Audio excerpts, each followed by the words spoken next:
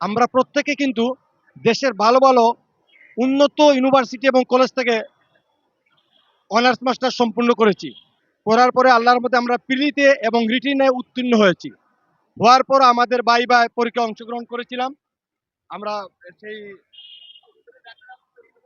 আমরা ভাইভাই পরীক্ষায় অংশগ্রহণ করে আমরা সেই ভাইভাইতে বৈষম্যর শিকার হই। আমরা ফেল করি না। আপনারা জানেন সে ভাইভা এমন একটি ভাইভা হয়েছে যে ভাইবার নাম্বারটি আমাদের পরীক্ষায় বা সনদে সংযুক্ত করা হয় না। সেটি হচ্ছে শুধু আমাদের সনদপত্র এসএসসি এইচএসসি এই মাস্টার আমাদের সার্টিফিকেটগুলো যাচাই বাছাই করার জন্য সেই ভাইভা নেওয়া হয় এবং দু একটি প্রশ্ন করা হয়, আমরা সেটি উত্তর সঠিকভাবে দিয়েছি। 40-এর উপরে 40 যারা পেয়েছে তারা সবাই উত্তীর্ণ এবং 40 যারা পেয়েছে তারা অনেকেই এই পর্যন্ত শিক্ষক হিসাবে নিয়োগ হয়েছে। তাহলে আমরা কি 40 পাই নাই? নিশ্চিত আমরা 40 পেয়েছি, 40-এর ঊর্ধ্বেও পেয়েছি। আমরা দীর্ঘমেয়াদী আন্দোলন করে আসছি, আবেদন করেছি, সচিবালয়ে গিয়েছি, মাননীয় শিক্ষা উপদেষ্টা মহোদয়, মাননীয় শিক্ষা সচিব মহোদয়ের প্রতি এবং মাননীয় এনটিআরসির চেয়ারম্যান বর্তমানে যিনি আছেন উনার প্রতি সুদৃষ্টি কামনা করি। আপনাদের কাছে করজোর অনুরোধ, এই আমরা মেধাবীগুলারে, এই আমরা যে শিক্ষকের যোগ্যতা অর্জন করেছি, আল্লাহরও আসতে আমাদেরকে আর রাস্তায় রাস্তায় অনাহারে উপাস অর্থহারা আমরা শূন্য, আমাদের আর কোনো কিছু নেই। আমরা যে খাবার গ্রহণ করবো সেই টাকা নেই।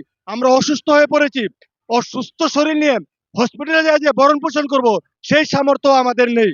দয়া করি আপনাদের কাছে করজোর হাত জোর অনুরোধ করি, মাননীয় শিক্ষা উপদেষ্টা মহোদয়, আপনি আমাদের দ্রুত গতিতে আমাদের ন্যায্য অধিকার দিয়ে আমাদেরকে আমাদের সনদ দিয়ে আমাদেরকে নিয়োগপ্রাপ্ত করে আমাদেরকে স্কুলের শিক্ষক হিসাবে মেনে নিন।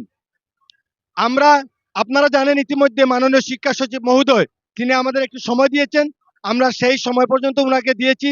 আমরা সেই সময়টুকু পর্যন্ত মাননীয় শিক্ষা সচিব মহোদয়ের সেই অন্বেষণের সময়টুকু পর্যন্ত আমরা অত্যন্ত শ্রদ্ধার সহিত ধৈর্য ধারণ করব, ধৈর্য ধারণ করে মেনে নিব। আমরা মাননীয় শিক্ষা সচিব মহোদয়, মাননীয় শিক্ষা উপদেষ্টা মহোদয়, সচিবালয়ের সকলের প্রতি শ্রদ্ধাশীল। আমরা ওনাদের প্রতি পর্যাপ্ত শ্রদ্ধাশীল আমরা থাকবো, কারণ আমরা শিক্ষিত মানুষ।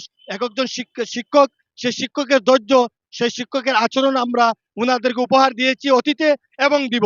আপনারা জানেন এর আগে আমরা যখন আন্দোলনে নামি আমাদের উপর পুলিশ টিয়ারশেল লাঠি মারার সব চার্জ করছে, কিন্তু আমরা আমাদের চরিত্রর আঘাত, আমরা সেই শিক্ষার সেই সুশিক্ষিতর পরিচয় দিয়েছি। আমরা অত্যন্ত ধৈর্য সহকারে সেটি মোকাবিলা করে আমরা বারবার মাননীয় শিক্ষা উপদেষ্টা মহোদয় শরণাপন্ন হয়েছি, এনটিআরসির চেয়ারম্যানের শরণাপন্ন হয়েছি, আমরা সচিবালয়ের শরণাপন্ন হয়েছি। আমরা রাষ্ট্রের বিরুদ্ধে বা দেশে বিশৃঙ্খলা হোক এমন কোনো কার্যকলাপে জড়িত হয়ে নাই। এত মায়ের পিঠা খাওয়ার পরও আমরা ধৈর্য সহকারে মোকাবিলা করে আমি বারবার একটি আবেদন করব, মাননীয় আমরা অবস্থান কর্মসূচিতে আছি। আমাদের এটা এখনো ওনারা কোনো আমাদেরকে জোরপূর্বক কোনো আশ্বাস দেন নাই। আমরা আপনাদের মাধ্যমে, মিডিয়ার মাধ্যমে আপনারা আমরা এই মেধাবী, এই আমরা অসহায় মানুষগুলো, আমরা মেধাবী বৈষম্যের শিকারগুলো আজ পর্যন্ত রাস্তায় রাস্তায় মানবেতরভাবে জীবনযাপন করতেছি। দয়া করে মাননীয় শিক্ষা উপদেষ্টা মহোদয়, মাননীয় শিক্ষা সচিব মহোদয়, মাননীয় প্রধান উপদেষ্টা মহোদয়, আপনাদের মাধ্যমে সুদৃষ্টি কামনা করি অতি দ্রুতে আমাদের এই সুশিক্ষিত এই মেধাবীদেরকে শিক্ষক হিসাবে নিয়োগ দিয়ে সনদ দিয়ে প্রত্যেকটা প্রতিষ্ঠানে শিক্ষক হিসাবে নিয়োগ দেওয়ার জন্য জোর আবেদন করি।